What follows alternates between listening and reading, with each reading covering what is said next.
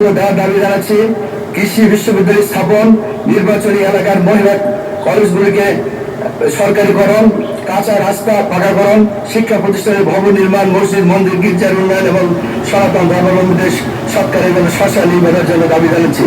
3টি উপজেলার 50 শয্যার হাসপাতালগুলোকে 100 শয্যায় উন্নীতকরণ, সেখানে হৃদরোগ, কিডনি, চক্ষু, ব্লড চালু সহ অ্যাম্বুলেন্স ও পরীক্ষা নিরীক্ষার জন্য আধুনিক যন্ত্রপাতি স্থাপনের অনুরোধ জানাচ্ছি। প্রকৃতির পানির সুষ্ঠু ব্যবহারের জন্য খাল, বিল, পুকুর, জলাশয় পুনঃখননের আবেদন জানাচ্ছি।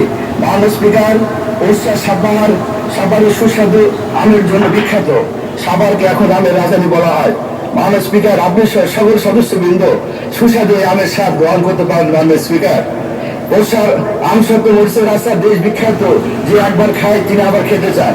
মাননীয় স্পিকার, সেদিক থেকে নবমে একের জনগণ আপনার সহ সকল মন্ত্রী মহোদয়ের মাধ্যমে উন্নয়নের সুদৃষ্টি কামনা করে আম চাষিদের উন্নতির জন্য, আম সংরক্ষণের জন্য হিমাগার, গবেষণাগার, আমভিত্তিক শিল্প কারখানা স্থাপনের জন্য দাবি জানাচ্ছি। একই সঙ্গে বরন্দ অঞ্চলে উন্নত মানের তাহলে এখানকার উন্নত মানের চাল, আম, শাকসবজি বিদেশে রপ্তানি করে কৃষকের উন্নয়ন এবং বৈদেশিক মুদ্রা আয় করা সম্ভব। মাননীয় স্পিকার, উন্নয়ন এবং জনগণের শান্তির জন্য আইন শৃঙ্খলা রক্ষার গুরুত্ব অপরিসীম। তাই মাননীয় স্বরাষ্ট্রমন্ত্রী মহোদয়ের দৃষ্টি আকর্ষণ করে 3টি উপজেলায় পুলিশের জন্য ডাবল কেবিন পিকআপ ভ্যান দেওয়ার জন্য অনুরোধ জানাচ্ছি। মাননীয় স্পিকার, আমি নতুন